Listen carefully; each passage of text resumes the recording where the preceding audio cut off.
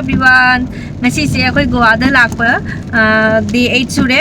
Hayeng se akoi hallani aduna akoi hujik lunch tawba loraga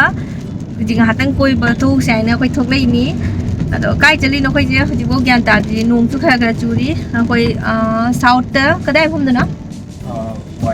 wildlife ta chali ni do ji si kamai tawba nung chu khara khara tawna chu thare to se angang ani moktung gare chanu pa tu tum gare masu pi chu tum gare nung chu khara churi wajah se am nungai mo sigane Delhi du mai di phangde street ta kari kari zone ba khot ba cha do dengani kari kari phangba du ga phangaga charaga amuk chalani weather se nong chu ba gine khuba jama pura khoi gi north east ta lakpa matam da lambi da silong chapai lambi do du mai tawi engala ke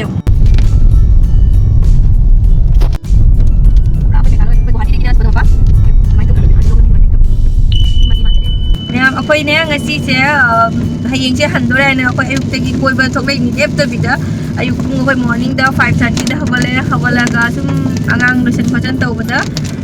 7 ga tara 7 degi koi thoklai ni thokla ga de ji beach amada kari beach ne ba sa gi do marjoda beach aba kina du akoi ngapek enjoy tawre angang sing pura ga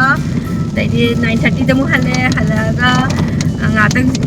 angang singa kumu swimming pool hak sanare julaga lunch pop to thoga nan lunch to de khoi adulaga mai pa gi friend amada chalure deri halaga kumu ji ngahang lunch to laga ngom ta ba thoklei ni ji kumu south siga wildlife sanctuary na makhak lei adu je khan gane e mapa nai ba adu jing ba lak pada nung thu khara nang e hoji adu gari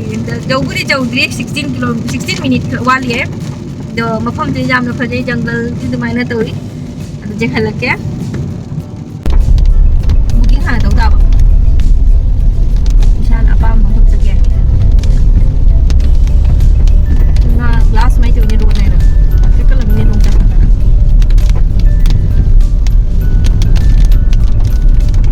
ai no ep ta ba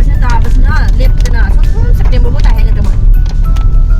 hu no fu le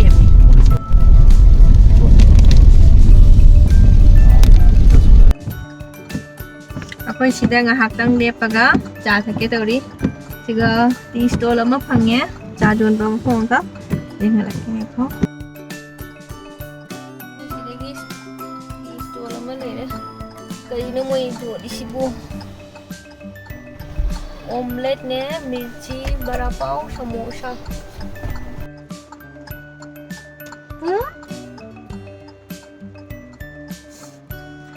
mama na cha ge tawada macha hawale se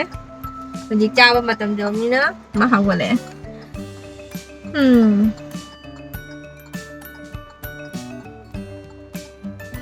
cha parani papa cha lo ba kum gare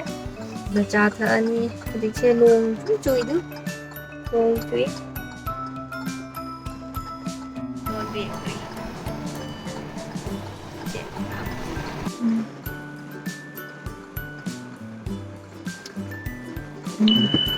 好下去。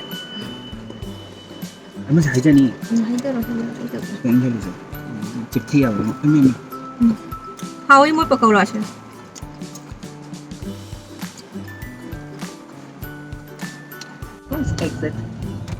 Aku chat ni chalu raga hale nong tu dana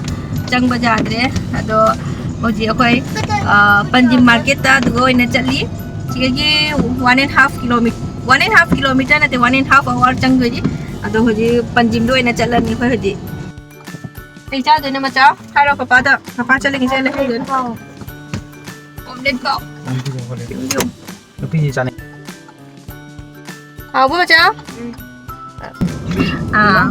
मेरा तो ना ना तो लहन आई तो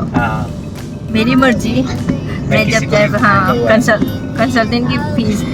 10,000 करूँ या फिर 20,000 करूँ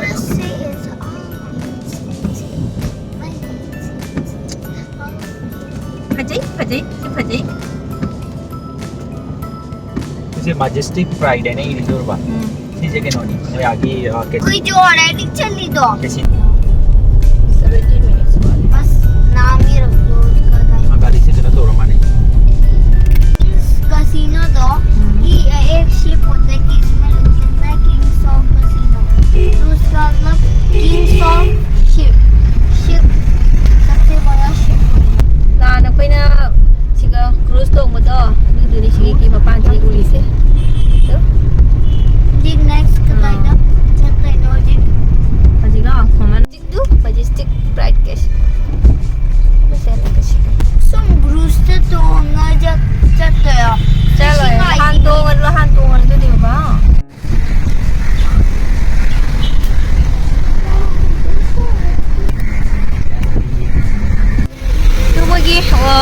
रिवर की व्यू से फजदरा जंग थांग से कान असाई बोनी अखोइना बोट तोंग लाइदो सॉरी मोगी क्रूज मैम सिदा नोंग याम कन्ना ताई अखोई कोई दा पंजी मार्केट ता अदो कई जेंगे तो वीडियो लोबदी गामक्तरे नोंग से याम चूरबनिना अदो हयेंग सु जुमदा हंदोइना हजि थेंग जलानी जुमदा हल्लागे तौरी अदो मथंगी ब्लॉग तो फंगनासी बाय बाय अदो आई वीडियो से कईगुंबा नुंगाबिरगदी मैम लाइक तौबिरमु सब्सक्राइब तौबिरमु